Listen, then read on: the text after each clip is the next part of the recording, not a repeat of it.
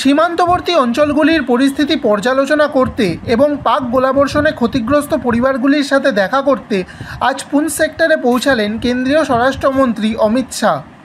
সাথে ছিলেন জম্মু ও কাশ্মীরের লেফটেন্যান্ট গভর্নর মনোজ সিনহা, জনস্বাস্থ্য প্রকৌশল মন্ত্রী জাভেদ আহমেদ রানা এবং বিরোধী দলনেতা সুনীল শর্মা। এই সফরকালে কেন্দ্রীয় স্বরাষ্ট্রমন্ত্রী অমিত শাহ গুরুদ্বার সিং সভা এবং গীতা ভবনে প্রার্থনা করেন এবং পাকিস্তানের হামলার ফলে এখানে সংঘটিত হওয়া ক্ষয়ক্ষতির পূর্ণাঙ্গ বিবরণ নেন। তিনি পাকিস্তানি হামলার ফলে ক্ষতিগ্রস্ত বেশ কয়েকটি বাড়ি পরিদর্শন করেন। এরপর এখানে একটি বিশেষ অনুষ্ঠানের আয়োজন করা হয়। এই অনুষ্ঠানে অমিত শাহ পাকিস্তানের গোলাগুলিতে নিহতদের নিকটাত্মীয়দের নিয়োগপত্র হস্তান্তর করেন এবং শোকসন্তপ্ত পরিবারগুলিকে আর্থিক সহায়তা করার প্রতিশ্রুতি দেন। এরপর পুঞ্চের এক সমাবেশে ভাষণ দিতে গিয়ে স্বরাষ্ট্রমন্ত্রী অমিত শাহ ফের একবার সন্ত্রাসবাদের বিরুদ্ধে দৃঢ় অবস্থান নেন।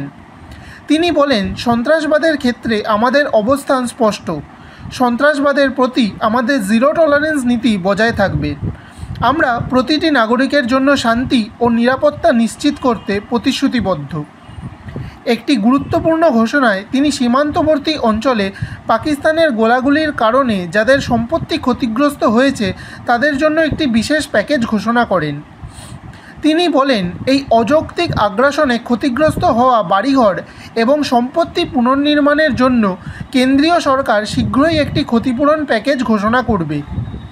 এরপর স্থানীয় বাসিন্দাদের সহনশীলতার প্রশংসা করে অমিত শাহ আরও বলেন, পুঞ্চের মানুষ এই সময়ে অসাধারণ সাহস দেখিয়েছেন এবং ভারত সরকারের সাথে দৃঢ়ভাবে কাঁধে কাঁধ মিলিয়েছিলেন।